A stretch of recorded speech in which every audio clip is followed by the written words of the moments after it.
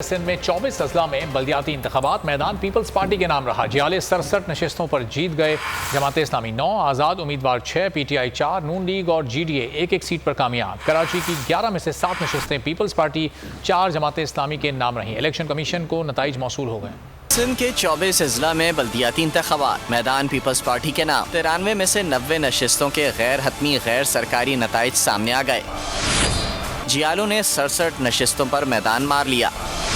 جماعت اسلامی 9، آزاد امیدوار 6، P T I 4 سیٹیں جیت سکی۔ مسلم لیگ نون اور جے ڈی اے ایک نشست پر کامیاب رہی۔ کراچی کی 11 یوسیز میں سے پیپلز پارٹی 7 سیٹیں لے اڑی، 4 جماعت اسلامی کے نام رہیں۔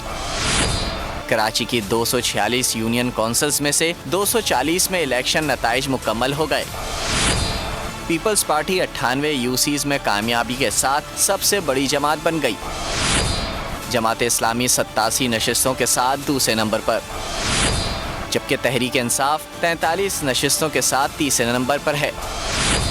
مسلم لیگ نون نے 7 نشستیں حاصل کی۔ آزاد امیدوار اور ٹی ایل پی کو ایک سیٹ ملی۔ ہوائے نفس کی ہے حکمرانی، لٹیرا کر رہا ہے پاسبانی۔ بول نیوز کے مارکیٹنگ ہیڈ آکاش رام تاحال لاپتہ، تفتیشی ادارے جواب دینے سے قاصر۔ اہل خانہ پریشان، بیٹے کی جدائی میں ماں غم سے نڈھال۔ جو بچو ہندو پر آئے تھے جو کو پاکستانی، مجھے مہربانی کرے پنجو آکاش واپس کयो۔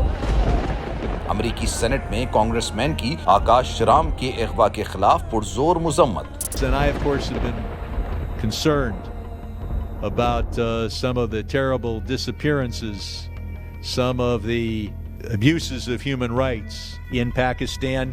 یونائٹڈ نیشن نے بھی آکاش رام کی بازیابی کے لیے مؤثر اقدامات اٹھانے کا عندیہ دے دیا۔ عالمی صحافتی تنظیم اور انسانی حقوق کی عالمی تنظیموں کی بھی آکاش رام کے اغوا کی مذمت۔ اف کیا ظلم ہے، بول انصاف کا منتظر۔